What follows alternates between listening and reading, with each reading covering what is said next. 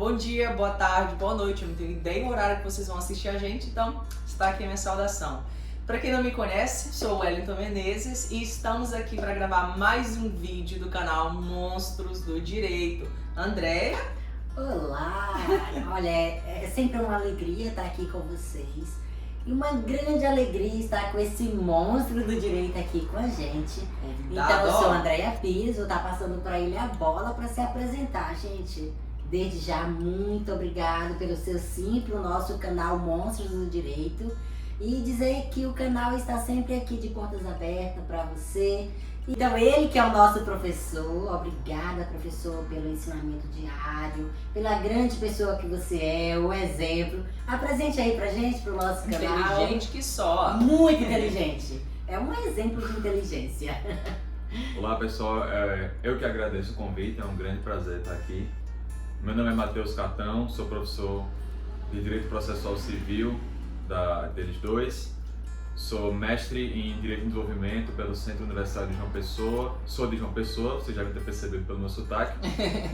Sou especialista em Direito Tributário e a gente vai conversar um pouco hoje com o pessoal sobre recursos nos tribunais superiores. Muito bem, esse é o tema de hoje, ó.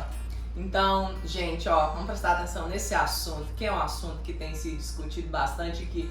Pra mim, particularmente, eu acho um tanto quanto difícil. Tranquilo. Então, nós estamos aqui para falar sobre esses recursos que, né, são recursos aos tribunais superiores, tanto RE quanto RESP, né? Então, professor, para dar vídeo, eu gostaria que o senhor fizesse uma síntese explicando o que é recurso. O que são recursos? Olha, recursos, eles são o que a gente chama na doutrina de meios de impugnação de decisões judiciais.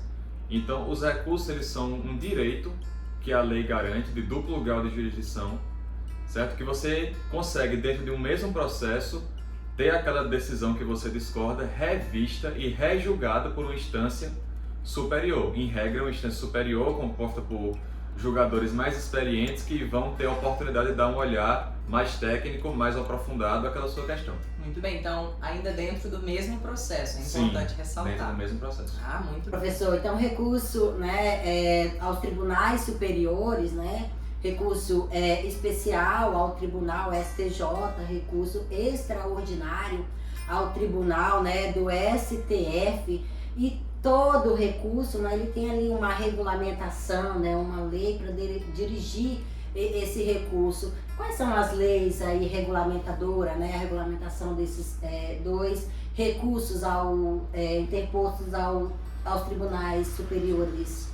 Sim, olha, essa questão relativa aos recursos aos tribunais superiores, principalmente ao recurso especial e extraordinário, é importante a gente ter uma certa atenção, porque eles são recursos, como o próprio nome já diz, são recursos extraordinários. Sim. Então são recursos que não basta eu discordar da decisão que eu vou poder entrá-lo, certo? Como eles são recursos de cabimento restrito, aí a própria Constituição é que preferiu regulamentá-los, né? Entendo. Então a própria Constituição, lá no artigo 102, no artigo 105, é que vai regulamentar as hipóteses de cabimento do recurso extraordinário e especial. E o Código de Processo Civil, lá no artigo 1029, é que vai trazer os maiores detalhes acerca do processamento desses recursos. E dentro também ali, né, dos regulamentos internos do Sim, STF, STJ. Nesse recurso, o texto dos regimentos internos do STJ e do STF também trazem importantes previsões para processamento. Muito bem. Procedimento, na verdade. Dando continuidade aqui, nós sabemos que todos os recursos eles têm os seus requisitos de admissibilidade. Sim. Em se tratando tanto do RESP quanto do RE, quais que são os requisitos de admissibilidade? Nós temos aqui ó, na tela, se você quiser olhar e explicar cada um deles, nós temos preparo, tempestividade, legitimidade, interesse e pré-questionamento. Sim. Olha, esses 4 primeiros, eles são requisitos de admissibilidade de todos os recursos, né? Então, qualquer recurso que você quer entrar vai ter que ter interesse, certo? Que é a possibilidade de uma melhora na decisão futura, ou seja, precisa que você não tenha sido totalmente vencido, totalmente vencedor, desculpa. Certo? É interessante que o recurso ele tem a possibilidade de melhorar a sua situação, mas nunca piorar. Nunca piorar. Então, se não tiver como melhorar a sua situação, você não tem interesse em recorrer, certo? A legitimidade também é comum a todos os recursos. Geralmente, nos recursos, a legitimidade são das partes, dos terceiros interessados e do Ministério Público. Sim. Isso é comum a todos os recursos também. Tempestividade é o prazo que graças a Deus o Código de Processo Civil vigente unificou todos para 5 dias, com exceção dos embargos de declaração. E o preparo é a custa judicial, a taxa, o porte de remessa e retorno. Isso são comuns a todos os recursos. O recurso especial e o recurso extraordinário, ele tem um requisito de admissibilidade especial, que é o pré-questionamento. Muito bem. Certo? O pré-questionamento, ele é um requisito, ele determina que aquela matéria jurídica que você quer ver rejulgada, vamos dizer assim, revista na instância superior, ela precisa já ter sido discutida nas instâncias inferiores. Você vê um recurso como apelação, por exemplo, é um recurso que você pode alegar, caso necessário, um fato novo, uma tese jurídica nova. No recurso especial e extraordinário, você não pode fazer isso. A tese jurídica que você coloca para ser revisada, ela já precisa ter sido discutida nos tribunais inferiores, senão o STJ e o STF não vão ter competência para resolvê-lo. Professor, em se tratando das espécies do pré-questionamento, nós temos 3, que é o implícito, o explícito e também o ficto. Você pode falar um pouquinho sobre cada um deles? O pré-questionamento explícito é o principal, certo? Que é aquele capítulo que você abre na sua apelação ou na sua contestação, que você está expressamente dizendo, olha, eu estou trazendo um pré-questionamento aqui, eu quero que o tribunal enfrente essa matéria para caso eu não tenha o meu direito concedido, eu tenha subsídio para entrar com recurso especial. É quando você fala, ou extraordinário, é quando você fala na própria contestação ou na própria apelação que você quer que aquilo seja apreciado para que seja suprido o pré-questionamento para um futuro recurso extraordinário. Entendi. O pré-questionamento implícito é aquele que está dentro do julgamento, certo? O tribunal ele enfrenta a matéria, o tribunal de segundo grau ou de primeira instância, ele enfrenta a matéria, certo? Você não precisa trazer, olha, eu quero que seja um pré-questionamento. Não, só por estar lá já significa que a instância pré-questionou e que já serve como base para você entrar com um recurso especial ou extraordinário. Muito bem. O pré-questionamento ficto, ele tem se tornado muito comum ultimamente, por quê? Porque pode ocorrer de você lembrar, certo? Ou então de vir à tona uma questão constitucional ou federal que vá desafiar um recurso especial ou extraordinário, mas que aquilo só surge no curso do processo, na segunda instância, ou às vezes na primeira instância, não foi alegado em tempo. Então, depois que a apelação é julgada, você no prazo legal vai opor embargo de declaração em 5 dias, simplesmente para entregar para o tribunal aquele assunto. Então, mesmo que o seu embargo seja inadmitido ou não seja acolhido, aquilo vai ter servido como pré-questionamento para que você entre com recurso especial ou extraordinário no futuro. Muito bem. Professor, então assim, além desses requisitos gerais, né, de admissibilidades, né, destes recursos nos tribunais superiores, também tem que se falar, por exemplo, no requisito da repercussão geral, quando é relacionado, né, ao recurso extraordinário lá no STF, e também agora mais recente pela emenda constitucional 125 agora do ano de 2022, referente aí, que fala muito referente ao filtro, né, da relevância no STJ, aos recursos especiais. Fala um pouquinho pra gente sobre esse também grande requisito, né, pode-se falar assim, de admissibilidade dos recursos nos tribunais superiores. Sim. Esse tipo de requisito, ele existe porque tanto o STJ quanto o STF são tribunais que possuem um grande volume de processos tramitando. Então, historicamente, sempre existiu algumas tentativas de tentar barrar a chegada de novos processos a esses tribunais.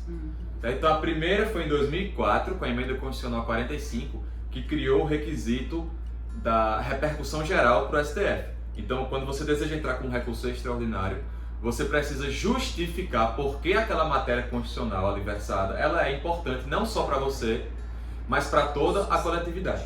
Essa é a repercussão geral. E aí o STJ não tinha uma barreira nesse sentido. Então agora nesse ano, em 2022 só, que a emenda constitucional 125, ela trouxe o requisito da relevância, que ele é semelhante ao do recurso extraordinário, certo? Que você vai precisar explicar que aquela matéria ela é relevante de forma extraprocessual, extra partes. Ela não interessa somente às partes, mas a toda a coletividade no sentido de promover uma boa aplicação do direito. Então, professor, esse filtro aí referente à emenda constitucional de 45, né, há 18 anos atrás, no STF, para os recursos extraordinários, pode-se dizer que deu certo? E agora, em 2022, também fazer esse, né, admissibilidade, esse filtro para o STJ? Em relação à repercussão geral... Eu tava rindo, desculpa. Tava mexendo no cabelo. Achei que foi bom voltar. Pode. Pode? Uhum. Em relação à repercussão geral, a gente tem como dizer que deu certo e não deu. Porque deu certo no sentido de diminuir a quantidade, frear a entrada de novos processos no STF. Contudo, serve como justificativa para que o STF faça o máximo de esforços possíveis para não julgar os recursos extraordinários. Certo? Então, sempre como a repercussão geral ele acaba sendo um conselho, entre aspas, indeterminado, ele não tem um conteúdo jurídico explícito, então isso pode servir de justificativa para que você negue julgamento a questões que às vezes precisam de julgamento, de unificação. Então essa emenda 125, né, agora de 2022, né, para o STJ, que já foi aí promulgada, né, pelo Congresso Nacional, ela já está sendo aplicada no STJ ou precisa de alguma lei para regulamentá-la? Recentemente o STJ decidiu que o requisito da relevância ele não é aplicado de forma automática. Certo? Embora tenha sido essa a intenção do legislador, do constituinte derivado, o STJ entendeu que essa norma ela é uma norma de eficácia limitada. Então, enquanto que não existia uma lei infraconstitucional que regulamente de forma bem clara e específica essa questão da relevância no STJ, então vai permanecer sem esse requisito. Então, advindo aí da emenda constitucional 125 de 2022, que traz, né, para a admissibilidade do tribunal, então é de grande importância que é apresentado nessa peça recursal o tópico da relevância? Não é essencial que você abra um tópico da relevância na peça recursal. O importante é que você explique na peça recursal o porquê da relevância, no caso do STJ, e porquê da repercussão geral no caso do STF. Mas é como eu sempre digo em sala de aula, você precisa facilitar o trabalho do seu julgador. Sim. Porque o juiz ele vai fazer o possível para não processar o seu recurso, porque ele não quer trabalhar muito. Então o ideal é que você deixe bem explicado, bem claro, bem mastigadinho mesmo, porque é relevante, porque existe repercussão geral, para que facilite o máximo possível a interposição do seu recurso. Muito bem. Que esse seja aceito, né, no tribunal. Professor, dando continuidade aqui nos tópicos, nós sabemos que para cada recurso existe um procedimento, né? Alguns são similares, outros não. Eu gostaria que o senhor falasse um pouquinho acerca dos procedimentos, tanto para o RESC quanto para o RE. Nós temos aqui, ó, interposição, até coloquei aqui na tela, se você quiser acompanhar, ou pode acompanhar aqui na tela do meu PC. Tem interposição, contrarrazões, juízo, acó. Vai lá. O que facilita o estudo do recurso extraordinário e do recurso especial é que o procedimento é o mesmo para os dois. Perfeito. O que vai diferenciar somente o tribunal em que ele está protocolado. Inclusive, a relevância no STJ ela deixou o procedimento ainda mais parecido com o do recurso extraordinário, que já eram praticamente idênticos. Tá? Então, o processamento do recurso ele começa com a interposição, que no caso desses recursos aos tribunais superiores ela é feita no tribunal AQUO, ou seja, no tribunal que proferiu a decisão recorrida, você vai colocar direto naquele tribunal, no tribunal AQUO, e esse tribunal ele vai realizar um juízo de admissibilidade primário. Então ele vai ver se tem pré-questionamento, vai ver se o requisito da relevância foi incluído, ele não vai avaliar a existência do requisito, certo? E aí ele irá intimar a parte contrária para contrarrazões, também no prazo de 15 dias, que a parte contrária irá responder ao recurso no mesmo prazo, e aí esse tribunal ele pode decidir enviar o recurso para ser julgado no Tribunal Superior, ou ele pode inadmitir o recurso, ainda no segundo grau, que vai ser uma decisão que desafia a interposição de agravo de instrumento em recurso extraordinário ou especial. Certo? Então existe realmente, é o único recurso em que existe mesmo esse requisito de admissibilidade o próprio tribunal que proferiu a decisão, ele tem o poder de decidir se o seu recurso é cabível ou não. Certo? Então quando o tribunal estiver apreciando isso, ele pode entender que é cabível, inclusive ele pode até mesmo observando que existe uma grande quantidade de recursos especiais ou extraordinários interpostos sobre a mesma matéria, ele pode suspender o andamento dos demais processos, selecionar um só recurso como paradigma e enviar para que seja criada uma tese para ser aplicada em todos os processos, para aumentar a celeridade e a eficiência. Perfeito. Não precisa julgar todos que estão ali, né? Mas julgar apenas um, escolher um e usá-lo como paradigma. Muito é um bem. julgamento por amostragem. Ah, perfeito. Então, professor, a gente já vem falando disso, né, mas para ficar mais claro também, né, para nós e também para os nossos ouvintes, né, do canal Monstros do Direito. Fala um canal pouquinho... ótimo, né, Andréa? Muito bom. Nossa Senhora. Muito bom. Então, fala um pouquinho assim, né, de forma bem esclarecedora, a competência e o cabimento, né, desses dois recursos, recurso especial e o recurso extraordinário. Certo. A competência, como a gente falou, ela é exclusiva. Né? A competência para julgar o recurso especial é do STJ e a competência para julgar o recurso extraordinário é do STF. O cabimento, por serem recursos extraordinários, a própria Constituição já traz eles bem delimitadas, né? As hipóteses de cabimento bem delimitadas. Certo? Como eu gosto sempre de falar em sala de aula, a questão envolvendo o cabimento desses recursos é que você tem que ter em mente que não vai competir aos tribunais superiores julgar bom exame de prova ou bom julgamento de fato, certo? Como eles são recursos extraordinários e o objetivo desses recursos extraordinários é tutelar a boa aplicação do direito, certo? Porque ele tem uma importância coletiva, uma importância geral, não só uma importância individual no caso. Então, as hipóteses de cabimento do STJ, elas estão sempre relacionadas a questões federais, ou seja, em decisões que aplicam atos governamentais locais contestados em face de leis federais, leis e decisões que dão má aplicação de leis federais, má interpretação de leis federais, ou julgamentos de tribunais inferiores que tenham dado à lei federal interpretações divergentes do que outros tribunais tenham dado, exatamente com o fulcro de unificar essa interpretação. Perfeito.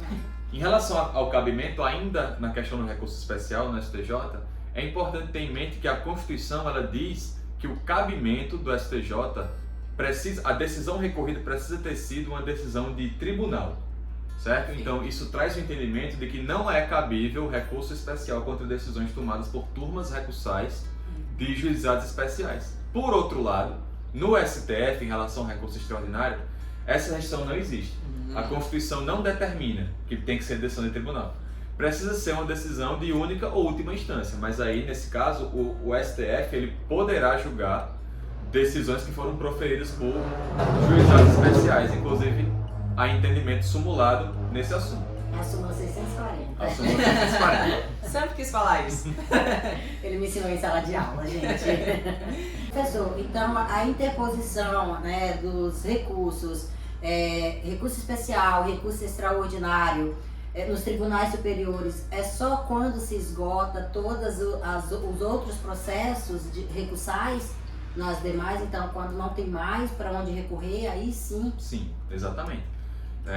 Tanto o recurso especial quanto o recurso extraordinário, embora exista uma confusão nesse aspecto, tanto um quanto o outro são espécies de recursos extraordinários.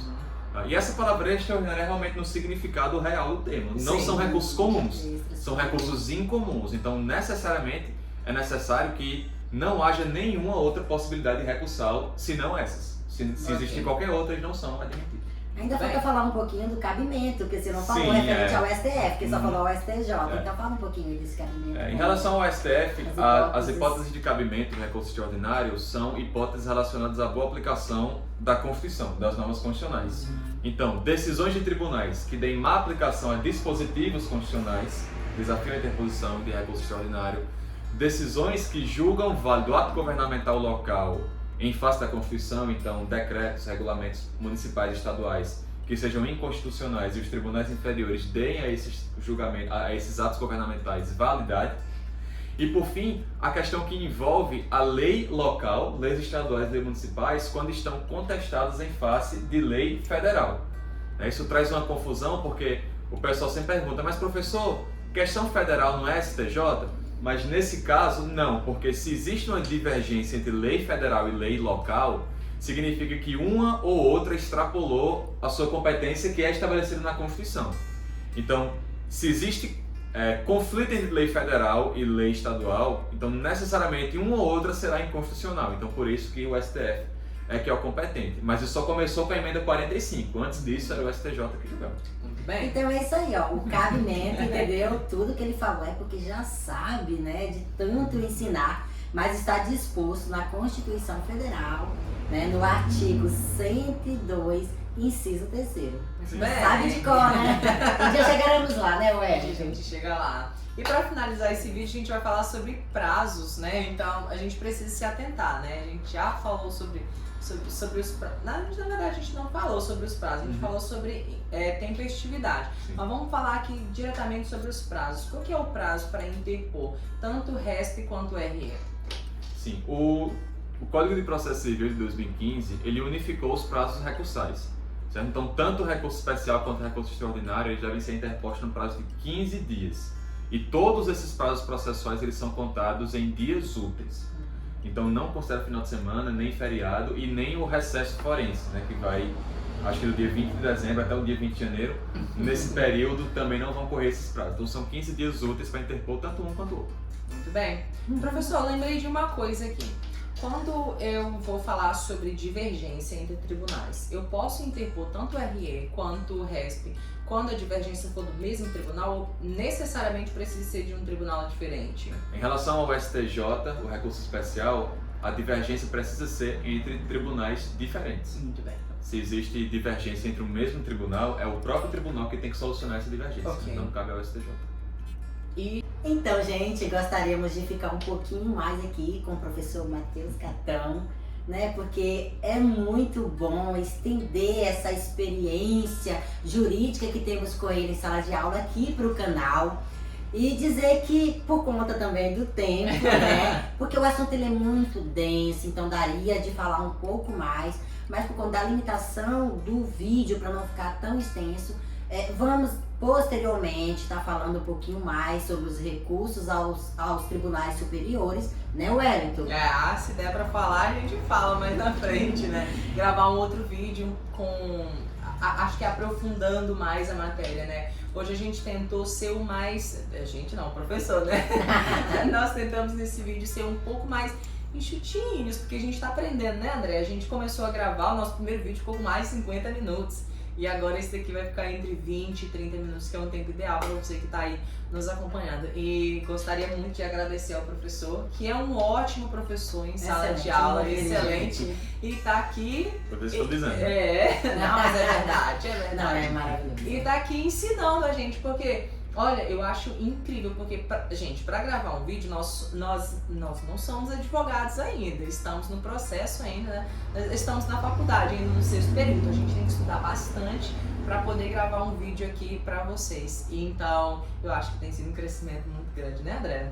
Sim. E é isso, professor, muito obrigado. Você gostaria de falar alguma coisa? Eu que agradeço o convite, é uma honra estar aqui ajudando vocês nesse canal.